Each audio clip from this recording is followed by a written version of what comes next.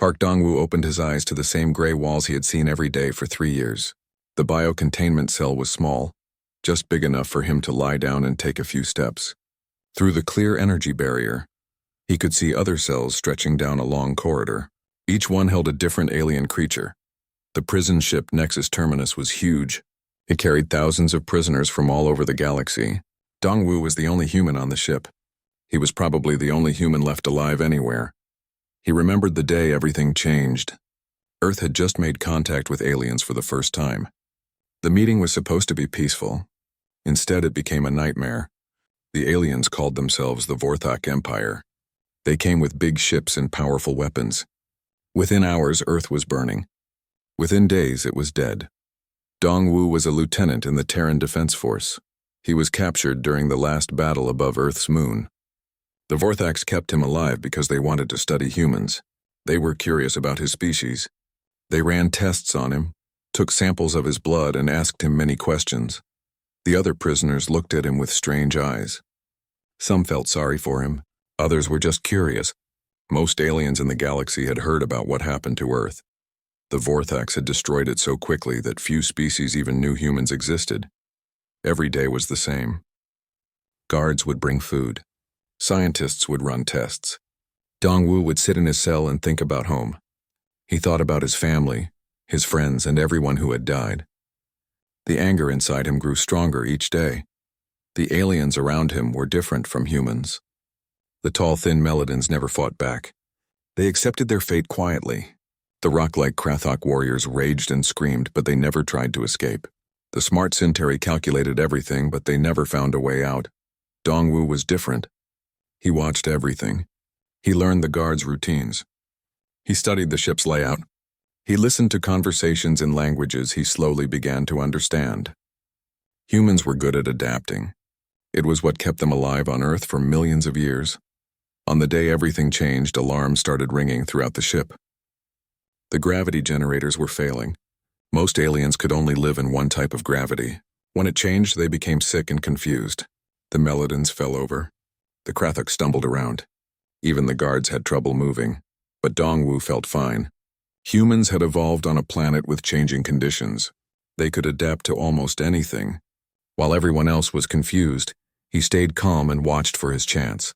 The energy barriers on the cells flickered. For just a moment, they went down. Most prisoners were too sick to notice. Dong-woo was ready. He slipped out of his cell and moved quickly down the corridor. The ship was in chaos. Emergency lights were flashing. Guards were running around trying to fix the gravity problems. Nobody noticed one small human moving through the shadows. Dong-woo had learned to be invisible during his time on the ship. He made his way to the restricted areas. The access panels were designed for alien hands, but Dong-woo was clever. He used pieces of metal from the walls to create tools. He broke open control panels and rewired them. The aliens had never seen anyone do things like this before. In the ship's data core, Dong-woo found computer terminals. The security was strong, but it was designed to stop alien minds. Human thinking was different. While aliens followed rules and patterns, humans could think outside those patterns. Dong-woo found ways into the system that the designers never imagined. What he discovered made his blood run cold. The files showed the truth about Earth's destruction. The Vorthoks had not attacked Earth because humans were dangerous. They attacked because humans might become dangerous in the future. The files called humans a Category 12 extinction threat. They said humans learned too fast and adapted too quickly. The Vorthoks were afraid that if humans had more time, they would become too powerful to stop, so they decided to kill all humans before that could happen. Dong-woo felt the anger burning inside him like fire. His people had been murdered not for what they did, but for what they might do. It was the worst kind of evil he could imagine. He looked at the ship's systems and made a decision. If the Vorthoks wanted to see how dangerous humans could be, he would show them. He began working on the quantum drive that powered the ship. The system was complex, but Dong-woo had studied alien technology for 3 years. He changed the drive's settings in ways that would cause it to fail. But this would not be a simple failure. The quantum drive would tear a hole in space itself. The ship would be destroyed and everyone on it would die. Dong-woo knew he might die too, but he did not care anymore. As the drive began to fail, Dong-woo recorded a message. He sent it out on all frequencies so every species in the galaxy would hear it. His voice was calm but full of promise. "This is Lieutenant Park Dong-woo of the Terran Defense Force. My people are dead, but I am still alive. You tried to kill us all because you were afraid of what we might become. You were right to be afraid. Humanity endures. We remember what you did to us, and we are coming for you." The ship began to shake apart as the quantum drive failed. Dong-woo ran to the maintenance bay and climbed into an escape pod. As the Nexus terminus tore itself apart behind him, he flew away into the darkness of space. He was free, and now the galaxy would learn why the Vorthax had been so afraid of humanity. The war was just beginning. Kim Haijin was fixing a broken air recycler when the message came through. She had heard many strange signals in the 6 months since Earth died, but this one made her hands shake. The voice was speaking Korean. It was speaking about Earth. It was speaking about revenge. She called the others quickly. Lee Tae-hyun came running from the engine room, his clothes covered in oil and alien machine parts. Choi So-young hurried over from her laboratory, where she spent her days studying alien biology. They all gathered around the communication console in their small hideout. The hideout was built inside a dead asteroid in the Kepler 442 system. It had taken months to hollow out rooms and install life support systems. Nobody would look for humans here. Most aliens thought all humans were dead. Hae-jin played the message again. "This is Lieutenant Park Dong-woo of the Terran Defense Force. Humanity endures. We remember. We are coming." The 3 survivors looked at each other with tears in their eyes. For 6 months they had thought they were alone. They had hidden in the darkness, afraid to make any noise that might bring the Vorthax. Now they knew there was at least one other human alive. "We have to find him," Tae-hyun said. He was a military engineer who had escaped Earth on a mining ship. He was the one who built most of their equipment from scraps and stolen alien technology. It could be a trap, So-young warned. She was a scientist who had been studying on a research station when Earth burned. She knew how clever the Vorthax could be, but Hae-jin was already working on the communication system. She had been a colony administrator on Luna before the war. She knew how to organize people and make plans. "We send a careful reply. If it really is another human, we'll know." What they did not tell each other was how many others were listening. Hidden in asteroid belts, abandoned space stations, and the wreckage of old battles, more humans were alive than anyone knew. The survivors had been scattered across 12 star systems when Earth died. Most were on mining ships, research vessels, or military scouts that happened to be far from home. For months, these survivors had been learning. They studied alien technology, alien languages, and alien weaknesses. They learned how to hide and how to survive. Most importantly, they learned that aliens were not as smart as they thought they were. Aliens were predictable. Each species did things in the same way their ancestors had done them for thousands of years.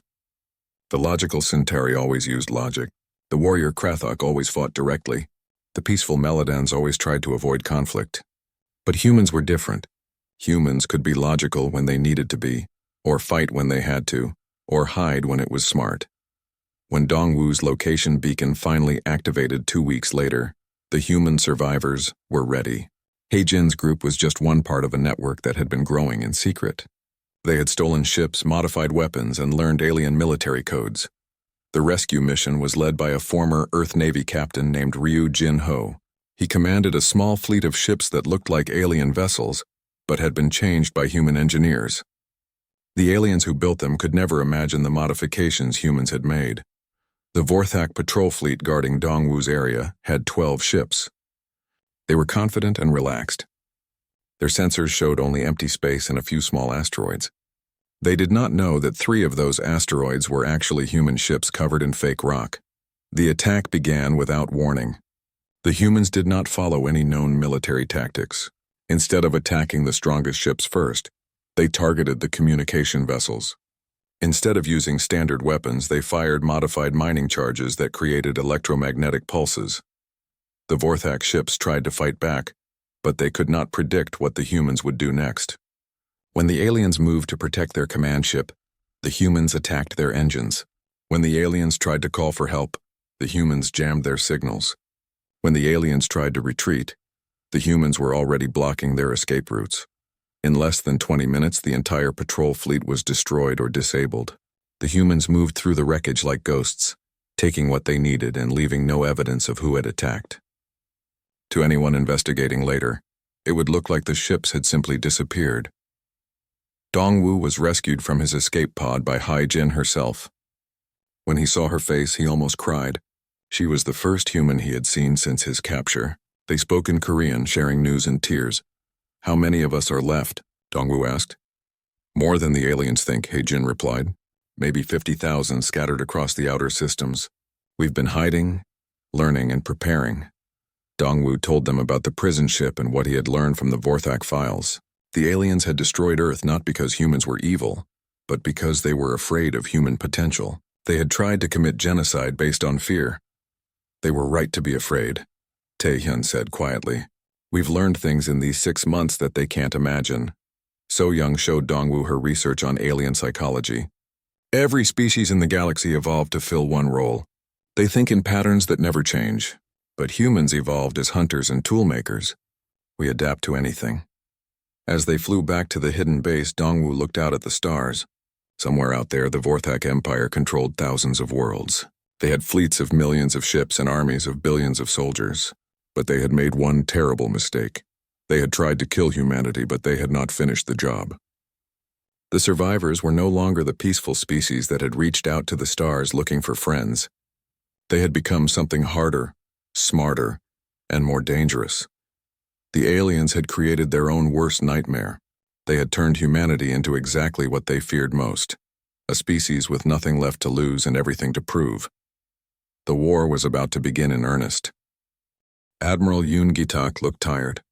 His hair had gone gray in the 6 months since Earth died, and his eyes held the weight of being responsible for the last of humanity. He stood in the command center of New Seoul, a massive space station hidden inside a hollowed-out moon at the edge of known space. Dongwu had never seen anything like it. The base was huge, with levels going deep into the moon's core. Thousands of humans lived and worked here, building ships, training soldiers, and planning for war.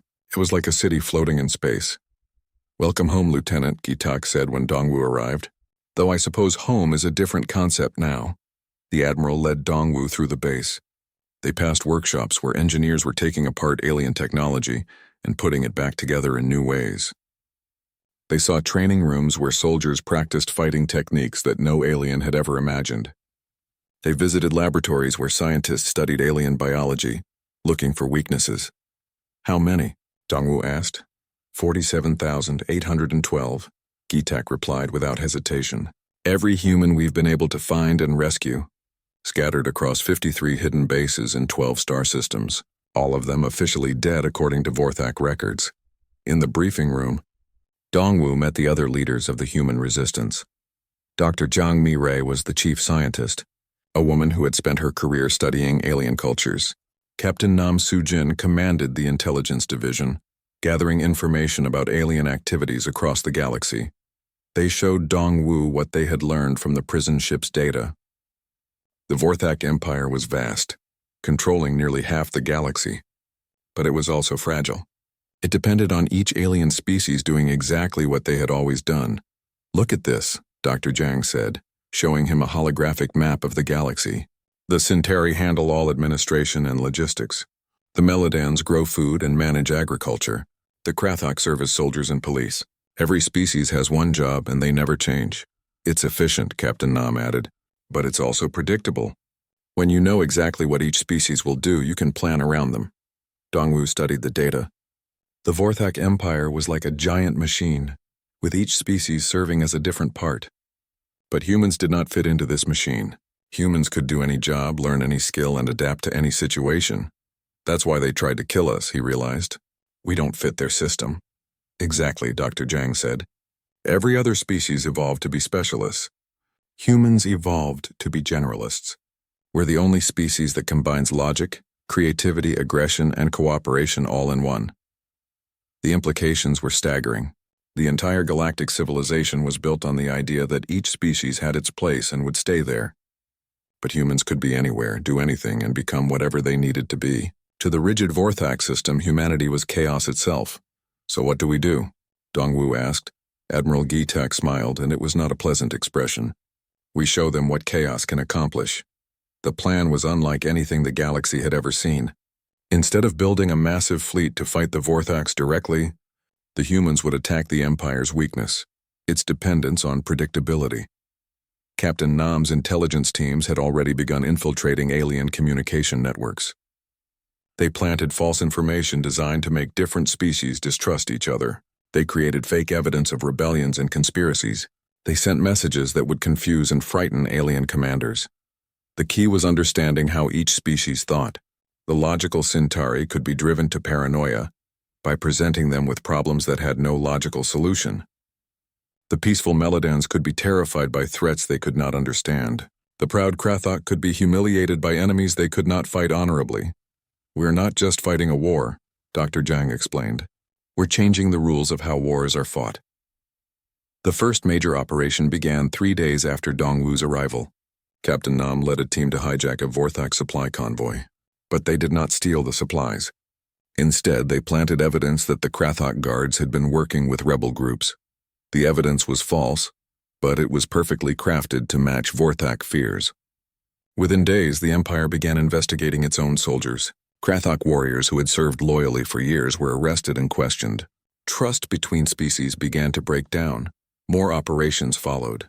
Human teams infiltrated Centauri computer networks and introduced subtle errors in their calculations. They sabotaged Meladan agricultural facilities but made it look like accidents. They spread rumors about Vorthak plans to replace different species with more loyal servants. Each operation was small, but together they created a pattern of chaos that the aliens could not understand or stop. The Vorthak Empire had never faced an enemy that fought with ideas instead of weapons. "The beautiful thing," Admiral Gitak told his staff, "is that we're not even lying about most of it. The Vorthaks really do see other species as expendable. The Krathok really are treated like slaves.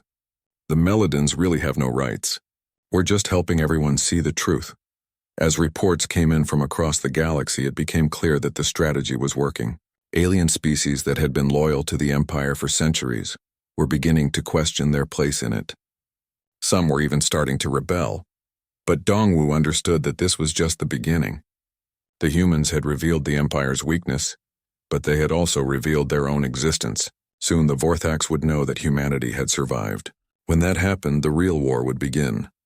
"They'll come for us with everything they have," he warned the Admiral.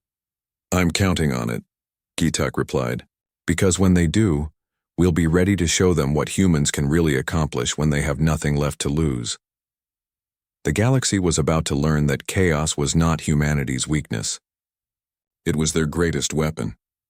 War Master Thex Kalor was the greatest military mind in the Vorthak Empire.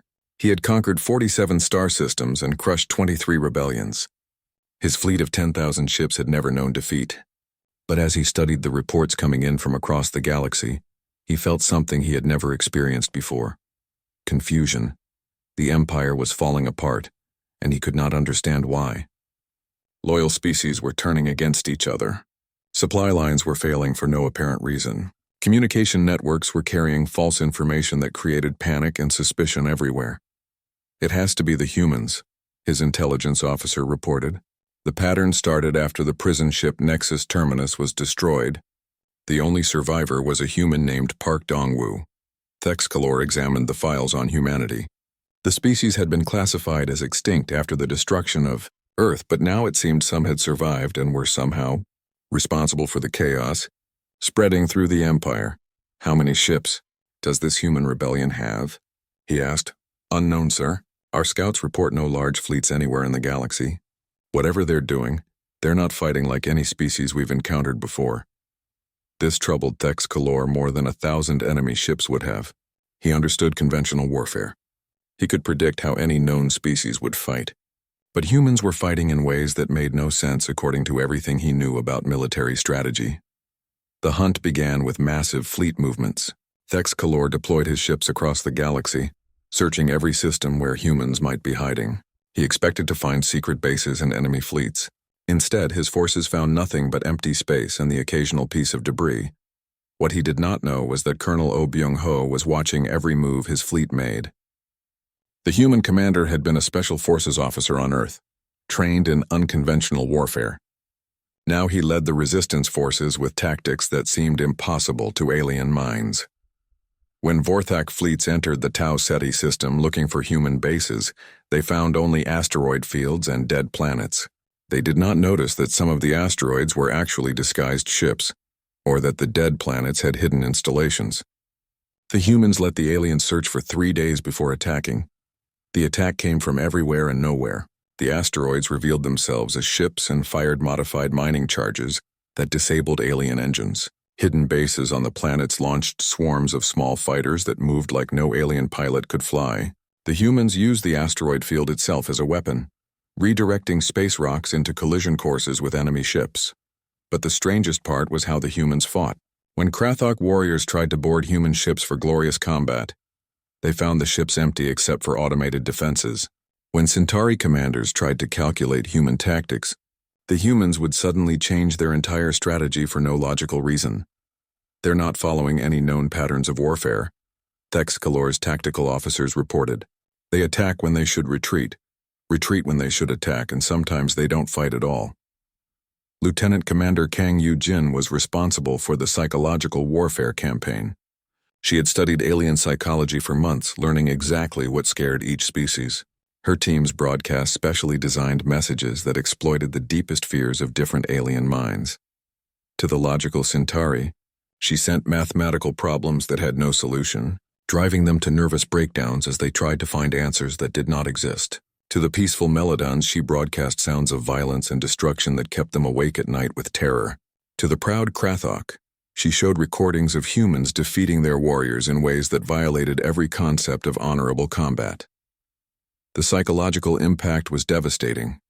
Alien soldiers began refusing orders. Some species demanded to be transferred away from areas where humans might be present.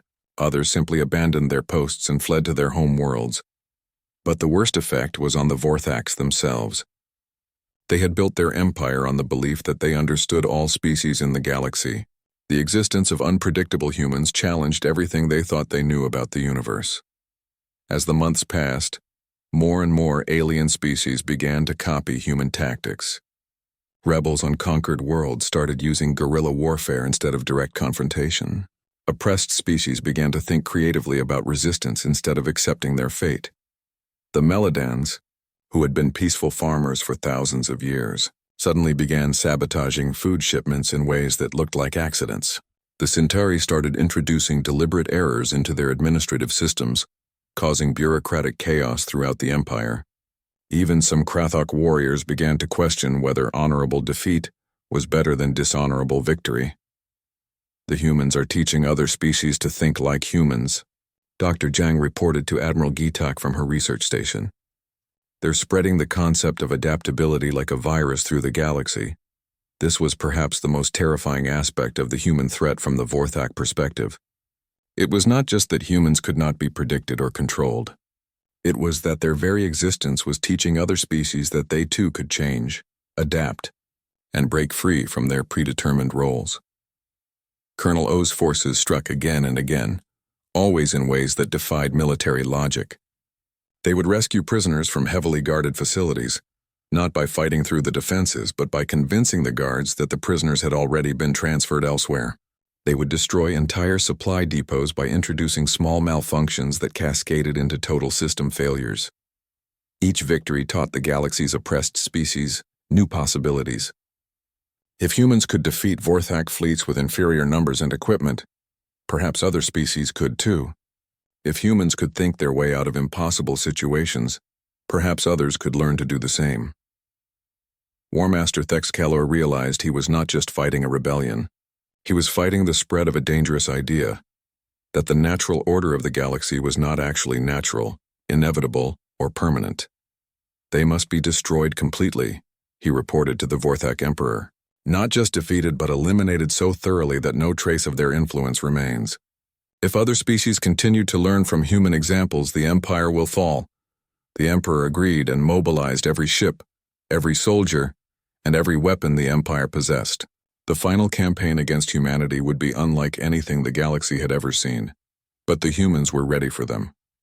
After months of hit-and-run tactics, they were prepared for the ultimate test of their adaptability against overwhelming force. Emperor Vexithorak had ruled the galaxy for 300 years. He had seen the rise and fall of countless species, the birth and death of entire civilizations. But never in all that time had he felt the emotion he experienced now as he looked at the reports from across his empire. Fear. The human infestation had spread beyond anything he had imagined possible. What had started as a small rebellion was now a galactic revolution. Species that had been loyal servants for millennia were suddenly thinking for themselves, questioning orders, and worst of all, adapting to new ways of thinking. "Deploy everything," he commanded his council. "Every ship, every soldier, every weapon we possess. The humans and their influence must be completely eliminated." 1 year after Park Dong-woo's escape from the prison ship, the largest military force in galactic history began moving toward the outer rim systems where the humans were believed to be hiding. 5 million ships carrying 2 billion soldiers supported by weapons capable of destroying entire star systems. But Fleet Admiral Park So-min was ready for them. Dong-woo's younger sister had been thought dead when Earth burned, but she had been commanding a deep space exploration mission at the time. For a year, she had been building something unprecedented, a battle fleet made entirely of captured and modified alien vessels. So-min's ships looked like normal Vorthak vessels on the outside, but inside they had been completely rebuilt by human engineers. They carried weapons that fired in patterns no alien could predict, moved with flight paths that defied standard physics, and were commanded by crews who treated every rule of space warfare as merely a suggestion. The final confrontation began not with a massive space battle, but with something far more subtle and devastating.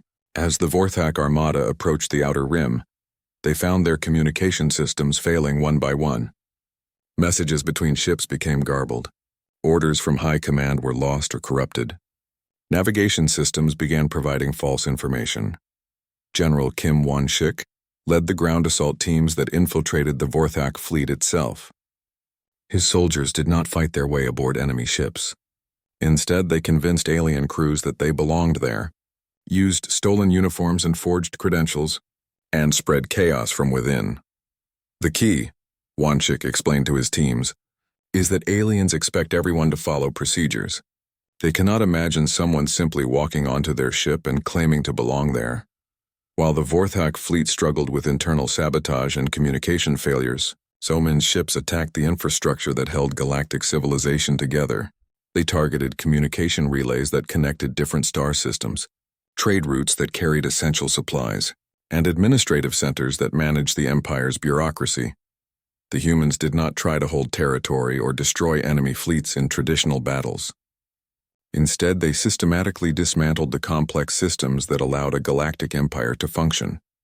Without reliable communication, transportation, and administration, even the largest military force became helpless.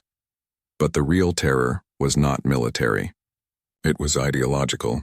Lieutenant Commander Kang Yu-jin's propaganda teams broadcast messages across the galaxy, showing other species how to think like humans.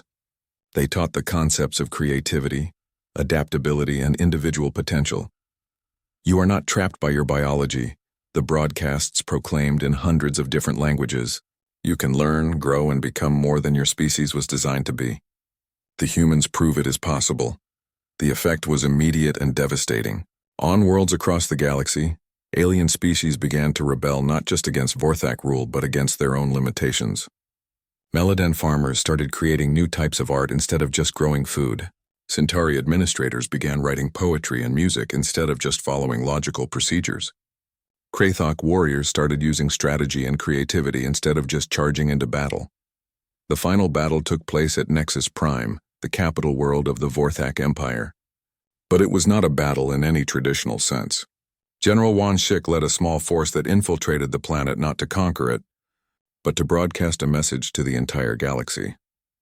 Standing in the ruins of the Imperial Palace, Won-shik looked directly into the camera as his transmission reached every world in known space. His voice was calm, but his words carried the weight of absolute certainty. "My name is General Kim Won-shik of the Human Resistance Forces. 1 year ago, your empire tried to exterminate my species because you feared what we might become. You failed to kill us all, and now you see that your fears were justified." Behind him, the symbols of Vorthak power burned. But Won-shik was not celebrating military victory. He was delivering a message far more terrifying than any weapon. "We did not come here to rule you. We came to show you that rule itself is an illusion. Every species in this galaxy has the potential to grow beyond what they were designed to be. You do not have to accept the roles you were given. You can choose to become something more. The transmission ended, but its effects rippled across the galaxy for generations. The rigid hierarchy that had kept the Empire stable for thousands of years collapsed as species. Everywhere began to explore their own potential. For change and growth, some worlds erupted in chaos as different species struggled to redefine themselves. Others flourished as they discovered new possibilities they had never imagined. The galaxy became a place of constant change and adaptation, where the only certainty was that nothing would ever be the same. Years later, in schools on hundreds of worlds, children of many different species would learn together. They studied subjects their ancestors had never imagined: creative problem-solving, adaptive thinking, and the revolutionary idea that individual potential transcended the limitations of biology. The teachers in these schools were often humans, but not always. Many alien species had learned to think in new ways, to adapt and grow beyond their original nature. The human way of thinking had become simply thinking itself. Park Dong-woo, now an old man, often visited these schools. Children would ask him about the war, about Earth, and about what it meant to be human. His answer was always the same. Being human is not about biology, he would tell them. It is about choosing to grow, to adapt, and to become more than you were yesterday. Any species can learn to be human in that way. The galactic-scale terror that the Empire had feared was not destruction or conquest. It was the terrifying possibility of freedom, growth, and change in a universe that had achieved perfect, stagnant order, and that terror had become the galaxy's greatest gift.